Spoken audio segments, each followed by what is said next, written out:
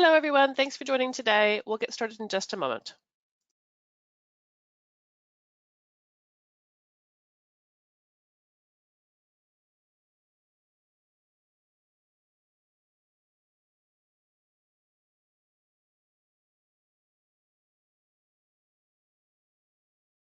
Thanks for joining. I'm going to go over some housekeeping items while everyone logs in.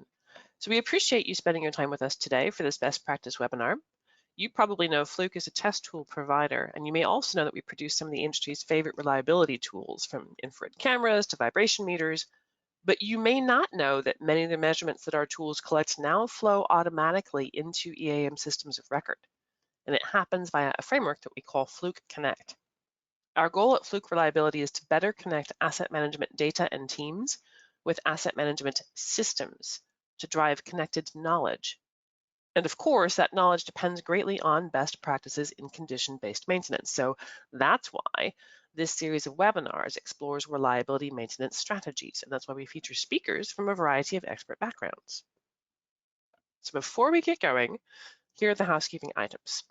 Today's session is being recorded, so your phone lines are muted to minimize background noise. We will save time after the presentation for your questions. If questions come up during the presentation, you are very welcome to use the questions feature on GoToWebinar to submit comments as we go. So take a minute now, find the questions tool in the dashboard. At the end of the talk, I will share as many of your questions as time allows for our presenter to answer. If we have unanswered questions at the end, we will follow up with written answers. If you'd like to receive the slides from today's presentation, please let us know during the survey that will appear at the end of today's session. So don't hang up until the survey appears and you've answered the questions. A recording of this webinar will be available on the excelix.com website within a day or two. That's it for housekeeping. So now for the main event. Today, we are very pleased to have with us Sean Eisenhower, founding partner of Eruditio. He will be presenting on So Your Planner Doesn't Plan, How to Move Away from Unplanned Maintenance. Sean is founding partner of Eruditio, a reliability education consulting firm. He specializes in adult learning, leadership, asset management, and reliability engineering. Sean is an expert in the implementation of holistic reliability solutions using tools such as total predictive maintenance, reliability-centered maintenance, and root cause analysis, as well as Six Sigma and Lean to drive bottom-line results. He's a certified maintenance reliability professional and certified asset management assessor, and has been accredited by ProSci and the Colorado State University as a change management professional. Welcome, Sean, and thanks for being with us today. Thank you. So excited to be with you. Me too. So I have to ask, I'm super curious, how did this topic come about? Well, it's a topic that, I've been kind of watching over the years, and there are so many facets to reliability, like you said, RCM, RCA, all these different elements, but they all kind of feed through this central core of planning and scheduling. And so just at a conference called the Society of Maintenance and Reliability Professionals, back I guess about 4 or 5 months ago, I started polling the audience, trying to understand, who has good planners, who is planning work before they schedule it. And what I found very quickly was that there was very little true planning going on in the manufacturing industry based on what I saw there. So then I had a few opportunities after that at other conferences to poll the audience again, as to what their planners were doing and how they were doing it. And it really drove home the fact that I feel like we're really missing a huge opportunity to make a step change in reliability. So I started building this presentation, and I think this presentation will continue to grow as we go forward and kind of morph as I add more content. But it really is designed to help people first understand what a planner scheduler is, and secondly, where they might start to attack some of the things that will help a planner be successful. It is just the perfect topic, and I am really excited. So why don't you tell us a little bit more about Eruditio and then take it away? Very good. Thank you. Thank you. So Eruditio is based here in Charleston, South Carolina. We are an education firm, but we also help folks implement reliability improvement across their organizations. So I kind of jokingly said that we're in the training world, the consulting world, and we do some magic. And that magic for us is simply the fact that as you go through a lot of these reliability improvements, it has the ability to really get you promoted, get you known, get you understood, and kind of expand your sphere of influence. So that's the magic that we try to drive as we enable our folks to better do reliability. So with that said, let's talk about why this, why now. And this is one of those things that, you know, as I kind of talked about in the opening there, I just feel like it's a huge opportunity. I feel like we're really missing the boat. And I feel like a lot of really good sites could be a lot better if they could just focus in on planning and scheduling. And we're going to talk about that today. So as I said, 3% at the SMRP conference said that they have a planner that does planning well. When I ask a second follow-up question, that follow-up question was, who has a planner that does it pretty well? And the number only went to about 7 or 8% of the room. And so that to me is a huge opportunity, because we're talking about a group that has a lot of different industries represented in it. We have a lot of very mature organizations from a reliability standpoint in that environment, and yet only 8% could say, yes, our planner is basically doing what we need to do. So that's a problem. That concerns me, because I think it affects the results of manufacturing as a whole. So big thing for me, I mean, at the end of the day, if you're not planning, that significantly reduces your effectiveness at maintenance. It means it takes you longer to do repairs. It means that you probably are not identifying the risky spots, whether that be from a safety standpoint or whether that be from a reliability standpoint. So by planning and scheduling, you will be able to create a safer, faster, cheaper, better quality reliability organization. And I say reliability because it's, you know, it's more than just the maintenance side of the house that's affected by it. With that said, I mentioned it earlier, I think planning is definitely a backbone. I'm not trying to say planning is more important than reliability engineering, or it's more important than having good maintenance supervisors or good maintenance managers or good maintenance engineers. I'm not saying that, but what I am saying is all that information flows through that backbone that is planning and scheduling. If I'm out there and I'm identifying defects with a predictive technology, but I'm not planning and scheduling the repair, in essence, I'm losing the benefit of that predictive technology, because that predictive technology gave me the time to plan and schedule. And so we'll talk more about that a little later. The next big why now piece for me is I feel like we're kind of tripping a breaker here a little bit. I did a webinar last week. About 80% of that audience was working from home. And so, you know, things have changed. And so as we go through this presentation today, I'm going to show you guys some things you can start working on, even if you're at home, if you're not in the facility. If you're in the facility, then you know, you will be able to have a little more dialogue and maybe even take things a little bit further than what we're going to talk about here. So for me, one of the big focus points as we come out of this COVID situation that we find ourselves in is restarting right. It's getting back in there and setting an example that this is the way we're going to move forward. And in order to do that, my belief is it's absolutely crucial that you have a plan for your planner. All right, so not just having plans, but having a plan for what you're going to implement, when you're going to implement, who is expected to do it, when it's expected to be done by. And that's something that we can start working on remotely, so that as we get back into the facility and get pulled back into that day-to-day reactive environment, we know that there are certain things that have to happen by certain dates. So let's talk about a planner a little bit, because there seem to be a lot of different ideas for what a planner is.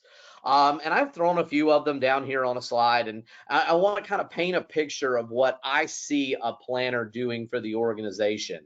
One of the things that a planner does is they develop job plans. And this is not one of, this is a core function. If your planners are not writing job plans, then I would challenge that your planners aren't planners. They're probably schedulers. And I don't mean just PMs here. Preventive maintenance, a lot of people think that the planner's job is to print the PMs and get those over to the maintenance supervisors or directly to the craftsmen themselves. That's not what I'm talking about here. I'm talking about planning the corrective maintenance work that comes out of those PM inspections, because the PM's already planned. Now, it may need to be tweaked, it may need to be optimized, and it may need to be improved, but it is a plan that has already been planned. So if you're not planning your corrective work that is coming out of your PMs and PDMs, then I would suggest that the planner is not being utilized effectively. The next thing is they maintain accurate equipment specifications and info and parts list and bill of materials. They're managing all of those elements of data within the computerized maintenance management system or the enterprise asset management system.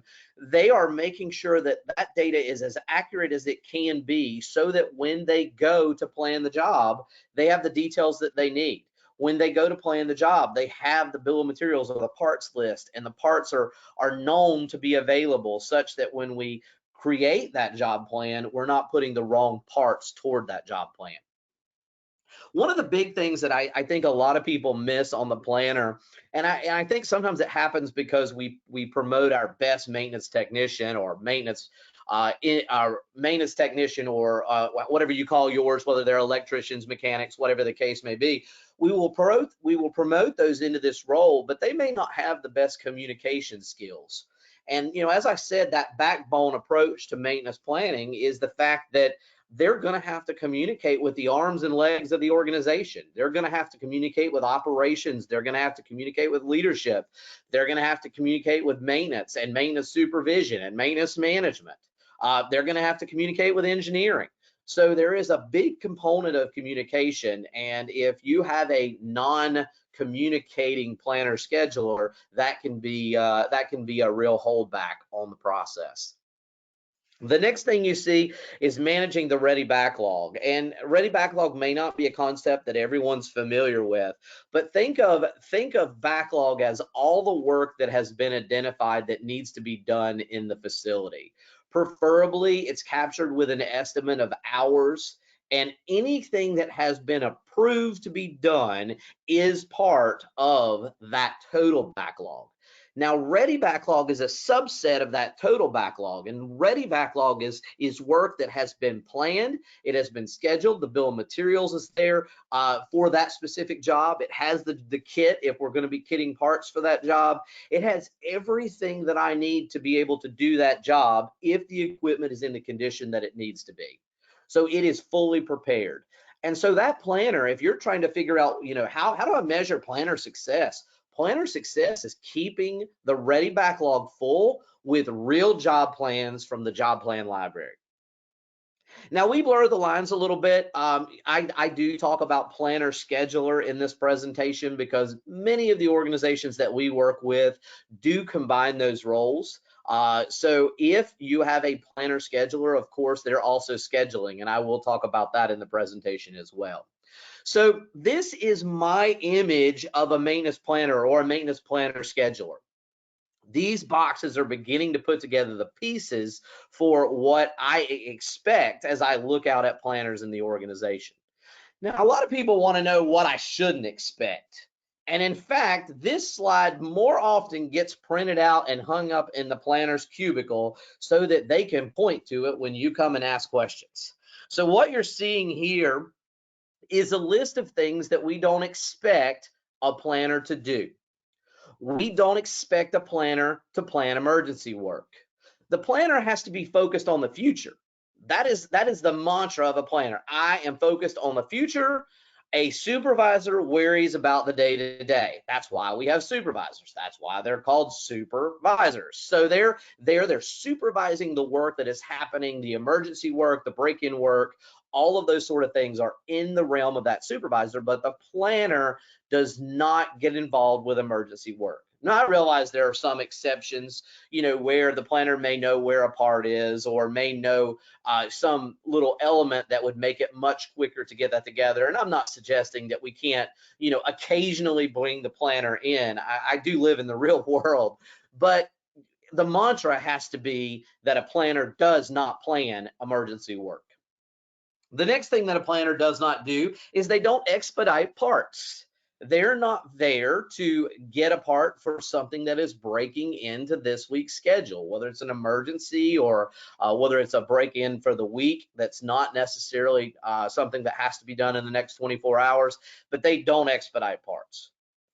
Planners are not relief supervisors. We don't pull them in and put them in a supervisory role just because we've got somebody out on vacation or we've got a gap in coverage.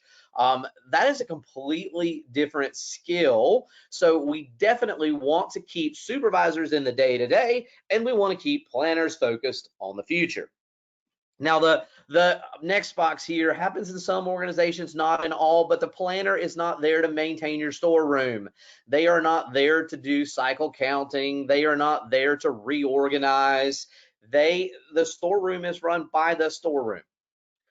Planners should not act as a clerk. And I see this a lot, and it drives me nuts because if you believe the stuff that I'm saying, the planner is really important. And if the planner is really important, why in the world are we giving them remedial tasks that are taking up large portions of their day, functioning basically as a gopher for the supervisor or the manager? So they can't act as a clerk. They can't be a buyer. They just can't. It takes too much time to buy those things. That's not their role. They are building job plans. Job plans have huge value. Let's let the stores organization or the purchasing organization perform the buying function. Another one that I see occasionally, planners should not pick up the tools and become a craftsman or a technician. They, again, are focused on the future and not in that day-to-day activity. The last thing is they're not engineers. They don't design new assets. They don't design new components. So from that standpoint, that role has to fall into an engineer. And I know some of you right now are already grabbing your head and pulling your hair because this list sounds like the things your planners are doing, or you as a planner are doing on a regular basis. So as you look at this, these are, while I do believe they're rules and we should hold hard and fast to them, I understand that some of us are in a reactive culture and we're not quite there yet. But do you have a plan to get to this level? Do you have a plan to be able to make these kind of things the exception, not the rule within your organization? So now that we've kind of talked about what a planner looks like in my imaginary world, all right, and I can tell you that those are the elements that we see in best practice facilities. If you'll take my word for it, then what I'd like for you to do on the poll that we're going to launch here in a few minutes, or here in a minute, is to tell me how many of you have a planner and they're doing what we see here, and that is the norm. How many of you have planners that mostly do what we just talked about? How many of you sometimes do what you saw there? And how many of you just, this is foreign, this is crazy. My guy just moves PMs through the system and prints out PMs, and that's what he does.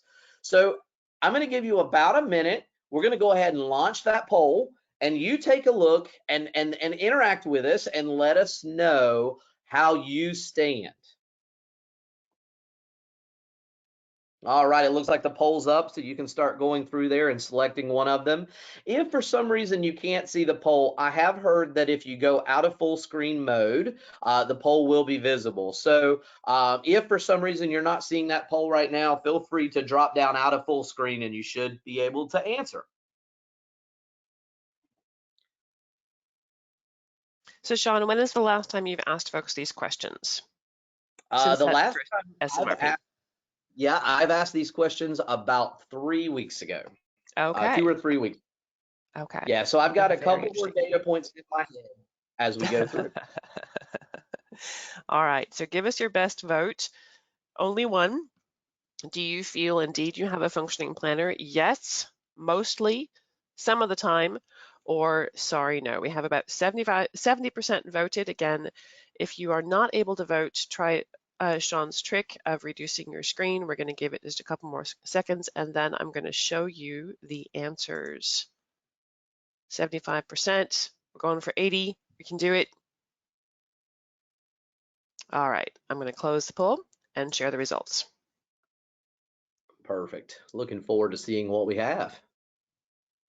You should all be able to see here. We've got 9% saying yes, we do. 16% at mostly, 47% some of the time, and 28% saying sorry, we don't at all. All right, Sean. Oh, awesome. Okay, great. Well, that's really cool to hear. So it sounds like the group that we have maybe has more of these practices in place than some of my other groups, but it's not that different. It's not that different. So 9% are doing all of the things we talked about, but then we toss in another 16% for doing some of the things that we see up there, but maybe not all of them. So that's really interesting to see. Looks like the majority of folks are down there in the fourth or the third box. So that would be, we sometimes do some of those, which would lead me to think maybe some of the processes aren't driving people to do that. And we'll talk more about that in the next few slides. So our audiences are rock stars and are going to get even better. Well, I'm going to hide these results and turn it back over to you. Very good. All right, so let's look at 10 things. And these are 10 things that I've kind of put together really since that SMRP session. And I've been trying to think through, what do you need to do to make planner successful? So if you're a planner, these are some of the things that you want to be pushing to create. If you're a maintenance manager or a maintenance engineer, reliability engineer, these are the things that you want to support that planner and begin to create. And not all of these fall on the planner. They actually fall on different parts of that reliability and maintenance organization. But I believe these are the things that need to be there for that planner to be successful. Now, I've got 10 things here. If you think I've missed the boat or I've left something out or one of these is wrong, I want you to reach out to me afterwards, because it's a work in progress. And I want to learn from you guys and hear what you're seeing from that perspective. But let's take a quick trip through this thing. So number one, you've got to have work execution business processes. I'll show you what this looks like in a few minutes, but there needs to be a clear flow path for what you're going to do within the organization and when.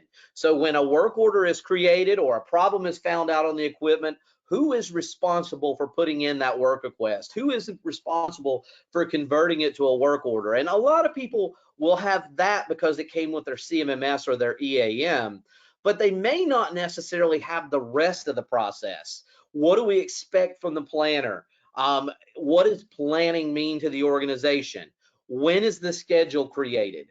How is the schedule created? Those are all steps within the business process. And I get it. I mean, business processes aren't the sexiest thing to do, but what I will tell you, especially for those of you down there in that 47% group, they will help you get more consistency in what you're doing. Now, the second part, and this really feeds off of the business processes, is what we call a RASI or a RASI. And I'm going to show you an example of that in a few minutes, but it stands for, and I'll just start with the first one, responsible, accountable, support, and information. In other words, for every step in your business process, who's responsible for that step? Who's accountable if it doesn't happen? What support do they need, and what information is flowing back and forth? Now, if you're using the RACI, the R-A-C-I, the only real difference is the C, which is used the same way as the S, just stands for consulted. All right, consulted. The next one we're going to talk about is step text. I will show you an example of all of these, so you'll see what they look like and what a good expectation is for creating them. The fourth one is a good planner schedule or job description. And I'll talk more about that later, but one of my concerns is that a lot of times the planner, the job description really doesn't fit what the planner is actually doing, and it doesn't fit what the business processes say they should be doing. So we'll talk about that. Number 5, CMMS or EAM, Computerized Maintenance Management System, Enterprise Asset Management System, usage expectations for all that are affected. So what do you expect people to do in your CMMS? What are we holding them accountable for? What are they responsible for? What information do they need to put in? Number 6, job plan library expectations. This one is big.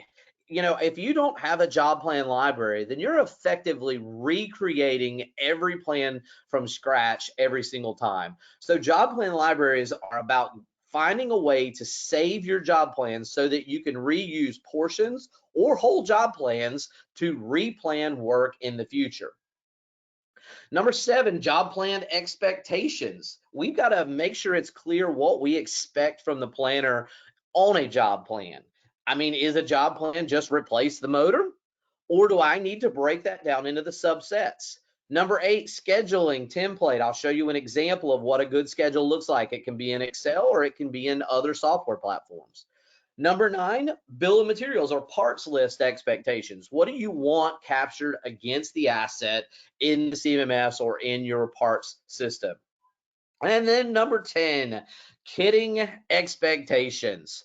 Not everybody kits, but kitting can be a real time saver if it's done correctly, but it does require a good bill of materials to be successful. So we'll talk a little bit about that as we go forward.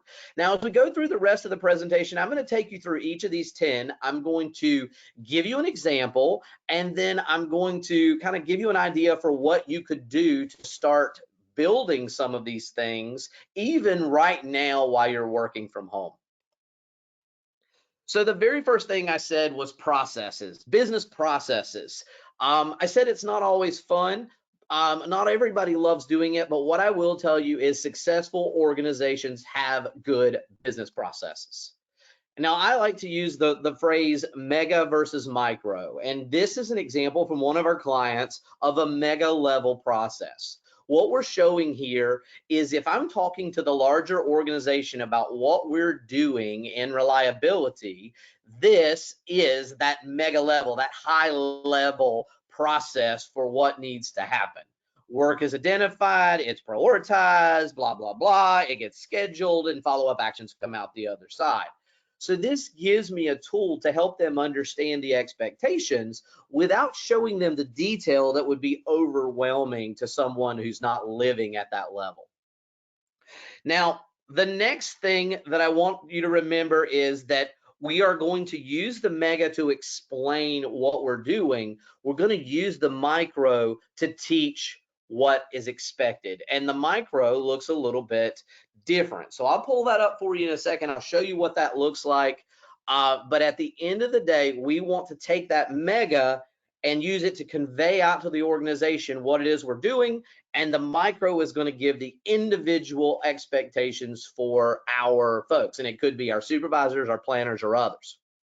So we've got a few core beliefs that I like to tag in with that overarching process that we just saw, that mega level process. The planner has to, and you've heard me say this over and over, but the planner has to remain focused on future work. Planners don't chase parts. They don't supervise. Facing a choice, the planner stays focused on the future, and the supervisor has to skip the future meetings and be a part of the day-to-day activities. There's no such thing as a planned job. It can't be perfect. Maintenance doesn't work that way. So if you can get a job plan that's 80% correct, that's a really good job plan, because we'll use continuous improvement long-term to add to it.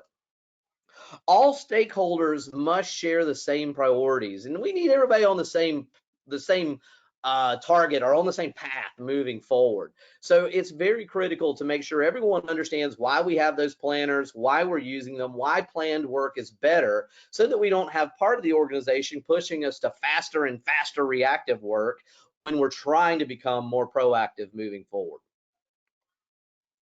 So this is a micro level work process, and they actually go even deeper than what you're seeing here. But this is an example I pulled from one of our client files, and what you're looking at is a clear understanding of all the steps that need to happen as a job goes through this process.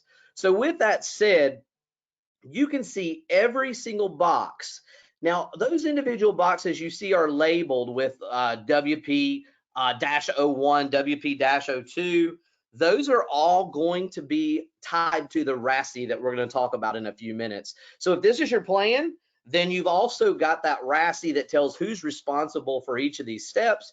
And then you've got the step definition that gives even more detail about what each one of these steps means. So this is a RACI or a RASI. It's a standard template. You may have seen them before. If you haven't, reach out to me and I can help you get one of these and kind of get started. This one again came from a real facility, and you can see they've labeled their work process steps down there where it says WE 1, 2, 3, 4, and 11 through 11. They've given you the steps that were inside of the box on that flow chart, and then they've put all of the titles that could be affected by these steps. And now you can see very quickly who's responsible or accountable for each step moving forward. Now, after we create that RASI, the next step, or maybe even in parallel, is to really define what the steps mean.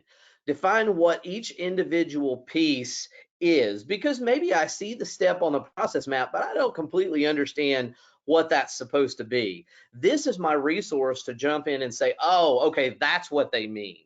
Or, oh, here's the codes I need for that field. Or here's the expectations. So you have a mega level process, you have a micro level process, and then when you take those micros, you break them out with a RASI, you take those micros and you give a step definition for each step so that everyone understands what their expectations are moving forward. Now, this is a big one for me. I won't spend a ton of time on it today, but I could probably talk quite a bit about it because job plans, I think, are a disaster for a lot of folks. And I've, over the years, I've been sitting going through exercises and I've asked for job plans and they brought them to me and I look at them and smell them, and all of a sudden I realize I'm holding mimeograph, and that won't resonate with all of you on the call. But those of you who've been around a little while, you know what I'm talking about. You know that job plan was printed, or that job description was printed years ago and hasn't really been updated. It is just sat in a file in HR. And it doesn't happen as often now. But my point is, the HR job description that we're using for hiring, that we're using for disciplinary, that we're using for coaching, that we're using to entice people to become part of our organizations, chances are it does not match the business processes. So once you finish with your RASI and your step definitions, you really need to take those two and group them up. So group up all of the R's, the responsibles, by each title, and then look and see if those responsibles are a part of what you see here as a job description. So if you're not doing that, in general, what I see is the job description describes one position and the business processes describe another. You hire a planner using this job description. He comes into your organization and the words out of his mouth are, "This is not what I signed up for." So at the end of the day, we want to make sure our job descriptions match our business processes. So processes, then RASIs, then step text. That's how you're going to roll that out. So if you don't have processes today, that's a good place to start. I do suggest you look at your current processes first and then create target processes. And if you haven't gone through that exercise before, again, this is one of those things, feel free to reach out to me and we can talk more about it. But creating the current process the way it is today helps you see where it's messed up, but also where it's really good. And we want to bring those good things down into our target process. If you're working from home and you've got a process like that already created, if it's more than what comes with your CMMS, if it includes all the facets that we've talked about, then you could sit and start building the RASI document. So that when we get back into the facility or when things get back to normal, we can begin to use those RASIs to take the next steps along the way. Now, one key thing that I see, and I try to make sure that everyone is aware of this, is I don't believe in giving everyone in the organization the same reliability training. So if you have planners and you have maintenance engineers and you have supervisors and you have managers, I don't expect all of them to see the same thing. because if they do, they will tune out for most of it because it's too much content, and likely they will stay tuned out when you get to the good part that pertains to them. So take your RASI document, look at the steps they're responsible for, and make sure your training is tied specifically to the steps that they're responsible for. Now, I'm not suggesting you don't do that overview and talk about the mega and show them how the process works, but really and truly, at the end of the day, I want to train them just on the things that they need, because then I have a better chance of keeping them engaged and listening, but I also have a better chance of them understanding their role in the process. The next thing is standards of expectation. Let folks know what we expect moving forward, what good looks like. And then the last thing, if you have all those things done and you're sitting in a situation where you've got some time, maybe you create job aids or note cards or checklists for commonly forgotten items or steps. Those can be really great, especially if you've got failure codes or you want to make sure that you're using completion codes the same way. You could create a little job aid that reminds people of what each of those failure codes or condition codes mean and what that means specifically to them as they're coding in the process. So these are some things that you can start to do to roll out the roles within your organization. And if you don't have one of these steps, you can jump in and start building it, even if you're working from home. Now, one of the things I mentioned was CMMS expectations. Once you've got your business processes, you need to make sure that your CMMS addresses those business processes. And you may call yours an EAM. Either one is perfectly fine. But at the end of the day, this is how we're going to put information into the CMMS, what we're expected to put in there, what level of detail is expected, what fields and codes you're expected to put in. Let's give them a tactile reminder of that. Let's give them a card that says, hey, here's the expectations and here's how it works. Here's what I need you to do as a supervisor. Here's what I need you to do as a planner. So having expectations for what you're expecting of each of those roles will allow your CMMS utilization to be higher, and it will also enable your process to be more successful. Now, job plan library, big one for me, super sensitive to it, because if you're not building a job plan library, then you're having to do a lot of rework. And, in general, rework is bad. So from that standpoint, you need to make some decisions about your job plan library. Where is it going to be stored? Are you going to store it in the CMMS or the EAM? Are you going to store it on a server? I've seen both work. I mean, I love to consolidate things within the CMMS or the EAM, but if you can't get the formatting right or you can't deliver a good job plan through the existing CMMS that you have, then I would suggest that maybe it's better to save them as Word documents. And those Word documents are then grouped up into a hierarchical fashion so that I can find them very quickly as a planner and reuse them or add to them or make them better long term. So again, if you can put it in your CMMS, I like that. If you can't, it can still be done very effectively outside of the CMMS in numerous and sundry different platforms, including just a server and just putting them on a server in a hierarchical fashion based on the hierarchy of the assets. Now, they don't all have to mirror the hierarchy. Another option you can use is grouping them up by asset type or asset class. And that can work as well, but you've got to make that decision. So if you don't have a job plan library, take these questions and kind of work through them. Where are you going to store it? Is it in the CMMS? Is it on the server? If it's not in the CMMS, or even if it is, what point are you going to put it at in the hierarchy? Are you going to put it at the asset class or asset type code, or are you going to put it on the hierarchy physically? And if so, are you going to put it at the asset level, or are you going to take it down into the component level? All of those decisions need to be made, and you want to think about, at the end of the day, how can I make the planner more effective at planning jobs? And one of the ways we do that is by reusing content. So the next thing I would say about job plans is, if you build a job plan library and you've got a format that's going to work for you, you need to set an expectation for your planners for how many new job plans need to enter that job plan library every week. You might start with just two job plans, two good job plans every week going into the job plan library. If you do that, as they get more comfortable with it, it will speed up, and as it speeds up, they'll get more of that content built and can reuse it, and you'll see huge gains from the long term. So very, very important to have a job plan library. Don't let it just, be something that everyone does differently. Put some structure around it, and make sure that you make that clear to all your planners and anyone else in the organization that needs to know where those are. Now, the next thing is getting into the job plan itself. So we are firm believers that most of the job plans out there are too much at too high of a level. They say things like replace the motor, replace the gearbox, replace the shaft. They don't tell me what's actually happening. So planners and schedulers have a hard time putting time estimates on the steps because they don't really know how long it's going to take. So one of the things that we want to do is begin to break plans down. And I've done that here in a 5-level structure that you're going to begin to see forming out here. Project 1, that is the highest level. It's a winter shutdown.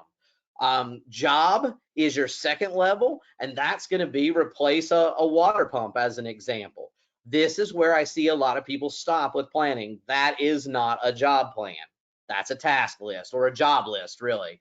And then as you drill down into that job, there will be task. And this would be like remove the old pump, replace the seals, remove or install the new pump, wire up the new pump. All of those things will fit into this task level. And then step 4 is the steps itself, tighten the bolt.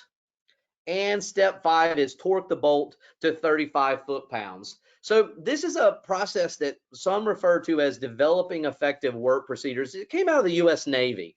And the Navy, if you think about it, bless their hearts, they get in a boat and they go out with a bunch of 18-year-old, 19-year-old, 20-year-old folks that have very little experience. And in that situation, they've got to provide good job plans in order to get the results they expect. And they have done a wonderful job with that. So this is the process that they use. We focus on this process quite a bit during our planning and scheduling IBL products because we want people to have the jobs broken all the way down to the instruction level. We want to put this precision maintenance information that you see on the sides here into those individual instructions so that folks can really do the job right the first time, every time. The other thing that's great about this, if you're breaking it down to this level, it's much easier to estimate how long it's going to take that job to be done. And if I can get my estimation quality up, then I can return the assets back to operations when I said I was going to. And if I start to do that, they're going to be more likely to give me those assets next time so that I can do these repairs because I'm giving them back on the schedule as it was called. So again, that's developing effective work procedures, breaking that job all the way down from project to instructions. Now, what does that look like? We're not necessarily going to give the document that we just created there because a lot of times we build that developing effective work procedure model with post-it notes, and we're drilling down into it and identifying risk and all kinds of things that are important in there. But that's not what we give to the technicians. So here is one example from one of our students. In fact, you can see some of the coaching from one of our coaches, kind of giving them a little feedback on what's good, what you might do differently. But in here, you can actually see where they've moved the material from the boxes of the previous process into the job plan itself. And they've estimated the times at each one of those steps. They've also included safety, and safety is included both for the equipment and the personnel through the use of warnings as well as cautions. And so this is what you're delivering to that maintenance technician. Now, some of you may say, my maintenance technicians will never read all of that content there.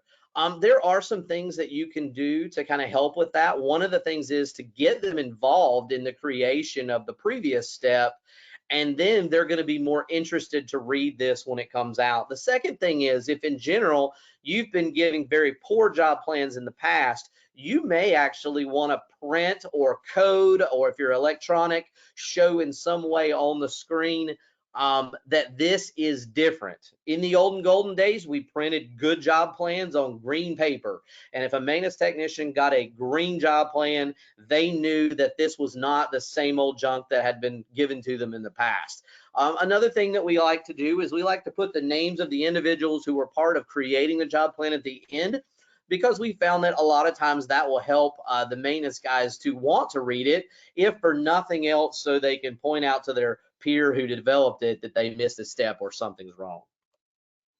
Now, the other thing that we want to include in that job plan is precision tools. Things like making sure that your pulleys are not worn out, using a pulley gap tool, as you can see there with the fingers holding down, or making sure the belt's tensioned properly, or making sure the belt's aligned, or making sure that the vibration is low enough, or the alignment has been done on the shaft, or the chain has expanded. We're giving them a tool, and then we're saying, here is the standard. Here is what I want to see from you coming out the other side. And that's coming out of that job plan.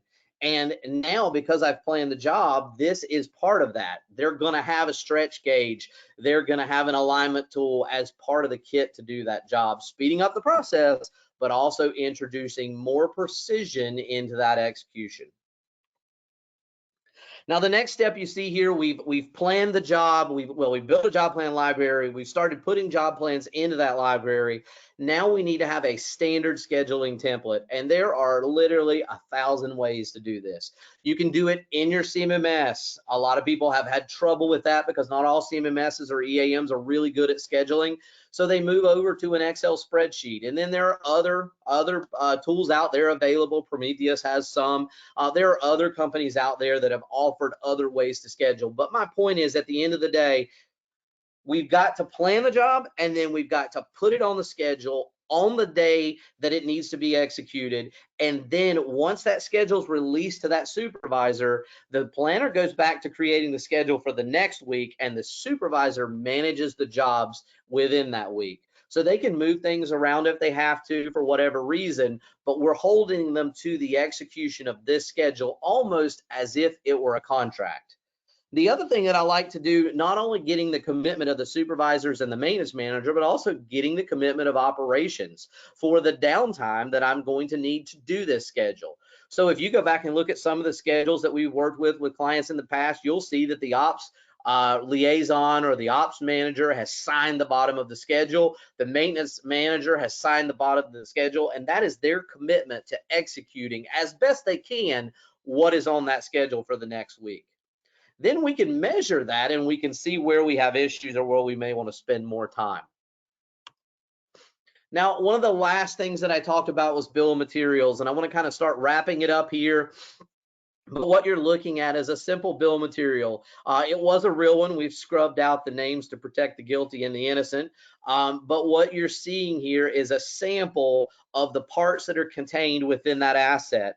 And if the planner has this, then the planner can feel a lot more comfortable about taking that next step, which is kitting the job, so that when your maintenance technician picks up that kit, they walk out to the machine, all the tools are there, the special tools are there, the parts are there, everything that we think they're going to need, and they're accurate because the bill of materials was accurate.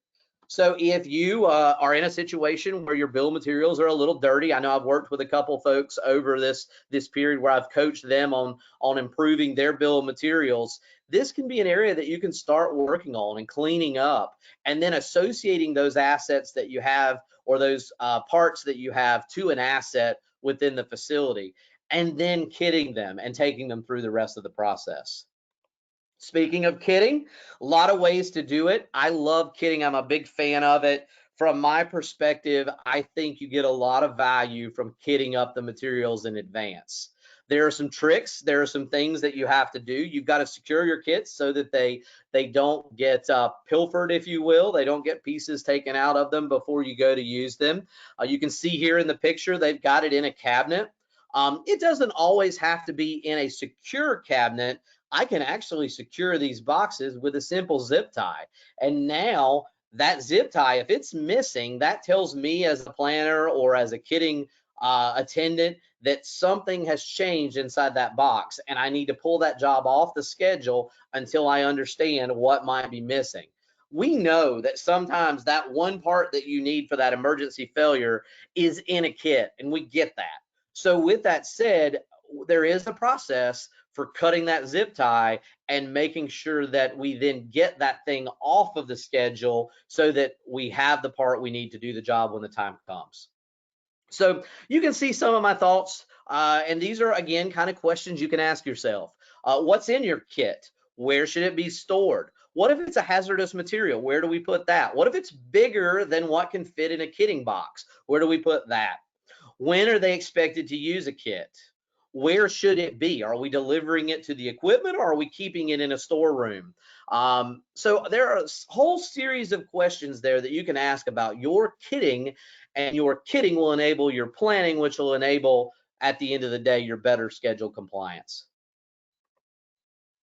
So we kind of talk through all of those different elements that you see there. And this is that original list that we started with. So you see work execution business processes, you see RACIs or RASIs, you see the step text that we talked about, you see the planner and scheduler job descriptions built from the RASIs, but I would say you build them for everybody from the RASIs. CMMS or EAM usage, job plan library expectations, job plan expectations with precision maintenance standards for what you expect in the job plan from a precision maintenance standpoint, scheduling templates, bill of materials expectations, and kitting expectations. Any one of these you could start working on right now and build a straw man that you could then unveil to the rest of the organization as you get more time or you get back into the facility. What I would like for you to do today, though, is to tell me how many of those can you check off? How many of these critical support elements do you have within your facility to support the planners moving forward? So take just a second to read through that list, kind of tally up on your fingers and toes, or if you need to, you can jot it down on a piece of paper, because I'm going to launch a poll here in a second, and I'm just going to be curious. How many of you have one or two of these? How many of you have 3 or 4 of them? 5 or 6, 7 or 8? So you'll see that poll coming up here in just a second. So take about 10 more seconds to read through, and then we'll launch that poll.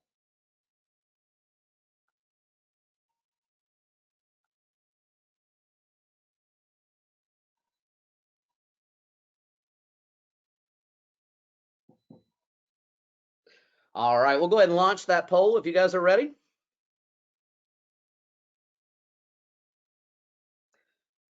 All right, give us a little feedback. How many of you got 1 or 2 of the items, 3 or 4 of the items, 5 or 6, 7 or 8, 9 or 10? Let's see how we're doing out there. We've already got about 50% of the audience voting. And by the way, folks, somebody asked earlier how many people were voting. We have close to 500 folks on this webinar. So when you see the percentages come up, you can do that math. We've got already 60%. Let's go for 75 or 80 so we can get a good percentage of how many people are in what stage here.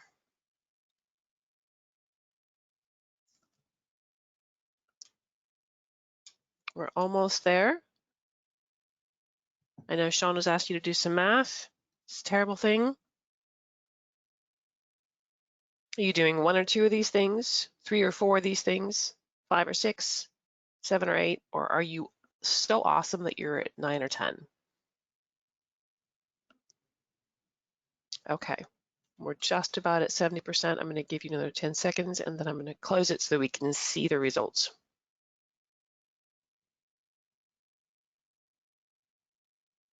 Okay, I'm going to close it down and share the results.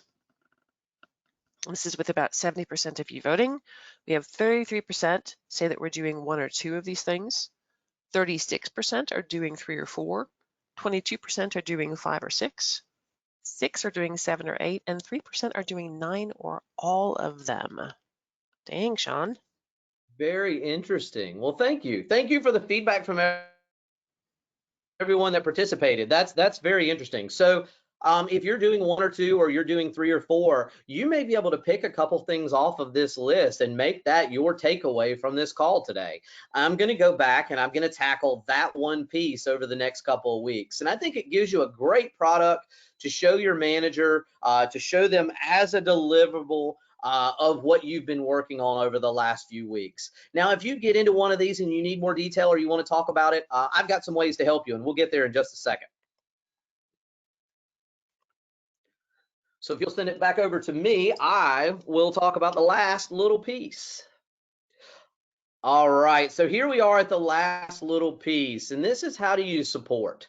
Now, I've given you 10 items. You guys have told us that many of you have 2 or 3 or 4 of them. The next step, though, may be to create your plan. What are you going to do? When are you going to have it done by? What does it look like? Who needs to be involved? I think the planning part of getting ready to plan is very, very critical. So I can't say that enough. You've got to plan before you plan. Do you have reliability or maintenance engineers within your organization that can help the planner or can help you create some of the 10 things that's on this list? Do you have a CMMS or EAM admin that might need to be a part of the process of creating the business processes or helping with some of the other portions like coding and failure codes? Do you have a natural team? I mean, is operations talking to maintenance and your planner? Is the maintenance supervisor talking to the planner scheduler? You know, do you have that cooperation going? Those are some areas that I would say you got to support if you want your planners to be successful. I, over the years, have seen a lot of planners go to planner training and really be excited, but when they get back into their organization, they don't have support. And without that support, it's just a matter of time till they fall back into the old habits. So if you want to get a return from the things you're doing, make sure you've got a support, you've got a plan, you've got these things in place to make sure that they can be successful. So speaking of support, I want to talk a little bit about a program that we're almost ready to wrap up. It's called Eruditio Supports. You can actually see more about this program at help.eruditio.com, and you can see that down at the bottom of your screen. But what we've done is, over the COVID situation that we've all been facing, we really just wanted to give back. We wanted to help some folks. So Eruditio has made a whole bunch of e-learning content, videos, coaching, webinars like this one, on-demand webinars, templates. We've made a whole bunch of stuff available in a special little area that we will provide back to you. So you go and you register, but the biggest thing that I think more than anything is important about this is we will work with you. We'll coach you through it. So if you want to call and talk to one of our coaches and understand a little bit more about the elements or the ins and outs of implementing that piece, this will get you there. So you can go to help.eruditio.com, sign up, and then we'll reach out to you. We'll get you into those libraries and those tools, but we'll also spend some time with you, kind of guiding you if there are any things that you have questions about. So with that said, I want to thank everyone at Fluke for an absolutely wonderful webinar and a great experience. They've been awesome to work with. Again, reach out to us if you would like at Eruditio Supports. And on this slide as well is my cell phone number. Do not call it right now because it will ring. It is on. But with that said, after the call, if you want to reach out and talk about some of the things you saw here, don't be afraid to give me a call at 843-810-4446. If I'm tied up, I will get back to you. And so I look forward to chatting with any of you that want to dig a little deeper into this planning and scheduling element. So with that said, I'm going to turn it back over. Thank you again. We're ready for questions. Well, people have done a fantastic job entering their questions, and I want to encourage everyone to continue entering their questions because Sean has promised to answer every single one after the webinar closes today. So he will reach out to you. We will give him your information. He will reach out to you with the answer to your question because we're not going to get through all of them today because you guys have done an awesome job asking as many questions as have come up. So Sean, I'm going to throw just one out at you right now, and then you're going to make good, right? You're going to answer everyone else? I will. The only thing I didn't like about what you said was right after this call. Give me a day or two to through the list. Fair enough, fair enough. All right, so here's your one question. because actually you answered a lot of them as you went through. Is there a KPI to measure planner performance? And if there is, what's the benchmark? There is a KPI for measuring planner performance, and that is ready backlog. So ready Mm, backlog, you want to see that averaging around 2 to 4 weeks of ready backlog, and that means basically every job has hours associated with it. And if you worked on nothing but those jobs, it would take you 2 to 4 weeks to burn through it. So you need two because you need to be able to have a list to pick from as you're creating the schedule. But you don't want more than four because you're tying up a lot. Nice. People absolutely loved your presentation, Sean. There are so many rave reviews, so get to read all those as well. Can I ask you to forward to the next slide? Thank you. So unfortunately, we are close to the top of the hour. Do not log off yet because I have a couple more things for you. So our next best practices webinar on May 6th is also going to be, it's going to have a lot of the same level of takeaway detail for you. I don't know that anyone can match what Sean just did in the level of fantastic detail and go do it information, but I encourage everyone to sign up for the next presentation with Dave Metz from Proof Technic, because if you are dealing with alignment issues, he is the expert bona fide. And then Sean, if you'll go to the next slide after that.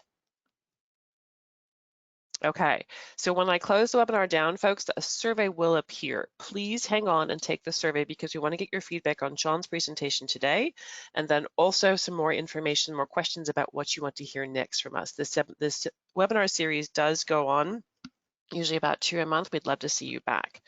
And with that, I'm going to say goodbye to everyone. Sean, thank you so much. This was fantastic.